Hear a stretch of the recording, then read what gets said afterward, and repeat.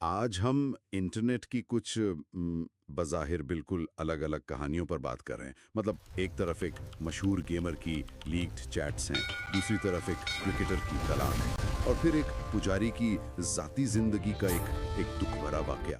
تو کوشش یہ ہے کہ ان سب کو جوڑ کر دیکھیں کہ آخر ہمارے معاشرے کی کیا تصویر بنتی ہے۔ جی، اور اس میں سب سے دلچسپ بات یہ ہے کہ یہ سب کہانیاں نا ایک ہی دھاگے سے جڑی ہیں۔ ٹیکنالوجی ہے، پبلک اور پرائیویٹ لائف کے بیچ کی وہ جو لکیر ہے وہ مٹ رہی ہے، اور مطلب انسانی رویے کی انتہائیں بھی نظر آتی ہیں۔ کہیں مہربانی ہے تو کہیں دھوکہ۔ اچھا، تو چلیں شروع کرتے ہیں اس بات سے کہ 2026 کو ایکسپوز کا سال کہا جا رہا ہے نا؟ ہم نے دیکھا جیسے ٹوٹل گیمنگ ہے، بہت بڑے انفلوئنسر ہیں، اور اداکار عالم خان ان کی مبینہ چیٹس لیک ہوئیں۔ اب یہ سمجھنا ہی مشکل ہو گیا ہے کہ بھئی اصلی کیا ہے اور جعلی کیا ہے۔ بالکل۔ اور یہ صرف پرائیویسی کا مسئلہ نہیں رہا، اب یہ ایک آپ کہہ لیں ڈیجیٹل چوکیداری کا کلچر بن رہا ہے۔ لوگ خود ہی جج بن جاتے ہیں اچھا۔ یہ فیصلہ کرنے کے لیے کہ کون اخلاقی طور پر صحیح ہے، کون غلط، اور ثبوت وہ اصلی ہو یا نہ ہو اس سے فرق نہیں پڑتا۔ اور یہ صرف مشہور لوگوں کے ساتھ نہیں ہو رہا، ٹھیک ہے؟ نہیں، بالکل نہیں۔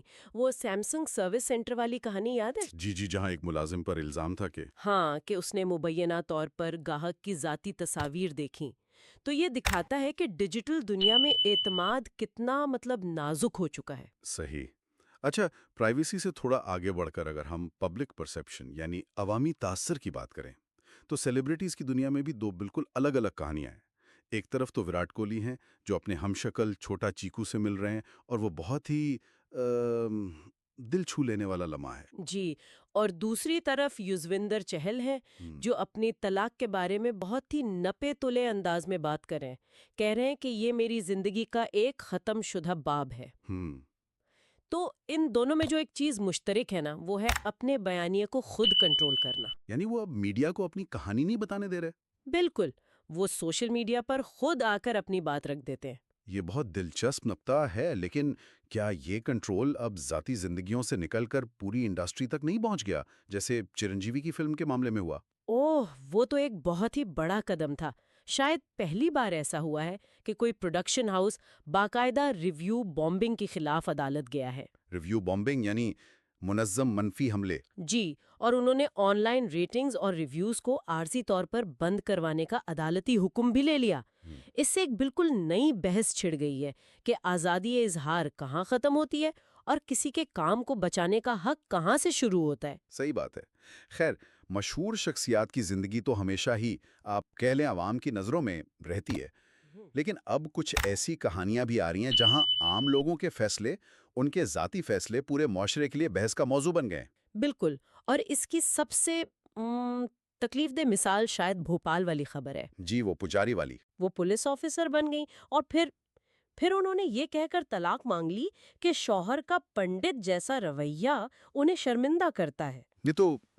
یہ صرف ایک رشتے کے ٹوٹنے کی کہانی نہیں لگتی۔ نہیں، بالکل نہیں، یہ سماجی حیثیت، ذاتی اقدار، ان سب کے ٹکراؤ کی کہانی ہے۔ یہ واقعی بہت سوچنے پر مجبور کرتی ہے، لیکن پھر اسی معاشرے میں امید بھی نظر آتی ہے نا؟ ہم جیسے وہ خاتون ریپیڈو رائڈر کی کہانی تھی۔ جی، وہ ایک خالص انسانیت کی مثال تھی۔ رات کے وقت ایک غیر ملکی سیاح کی مدد کی بغیر کسی ذاتی فائدے کے۔ اور یہ اس وائرل ویڈیو سے بالکل الٹ ہے جس میں ایک صاحب اپنے بچے کے سامنے دریا میں کچرا پھینک رہے ہیں۔ اور یہی تو ہمارے معاشرے کی دو انتہائیں ہیں۔ ایک طرف وہ رائڈر ہے، دوسری طرف وہ شخص جو کچرا پھینک رہا ہے، اور سوال یہ پیدا ہوتا ہے کہ ہم اپنی اگلی نسل کو کیا سکھا رہے ہیں، ذاتی مہربانی یا عوامی غیر ذمہ داری؟ تو ان سب بکھری ہوئی کہانیوں کو جب ہم ایک ساتھ دیکھتے ہیں تو مطلب کیا نکلتا ہے اس کا؟ یعنی جعلی لیک سے لے کر حقیقی مہربانی تک، پرائیویسی کی خلاف ورزیوں سے لے کر عوامی رائے کو کنٹرول کرنے تک، یہ سب مل کر ایک ایسی دنیا دکھاتی ہیں جو ٹیکنالوجی اور انسانی فطرت کی پیچیدگیوں سے جوجھ رہی ہے۔ جی، اور یہ ہمارے لیے ایک بہت اہم سوال چھوڑ جاتا ہے جس پر سوچنا چاہیے کہ ایک ایسی دنیا میں جہاں ہر چیز ریکارڈ ہو سکتی ہے، شیئر ہو سکتی ہے، جج کی جا سکتی ہے، وہاں ہمارا عوامی رویہ اور ہمارے نجی اصول وہ کیسے بدل رہے ہیں؟ ہم وہ چہرہ جو ہم دنیا کو دکھاتے ہیں اور جو ہم اصل میں ہیں، کیا ان کے درمیان کا فاصلہ وہ بڑھتا جا رہا ہے؟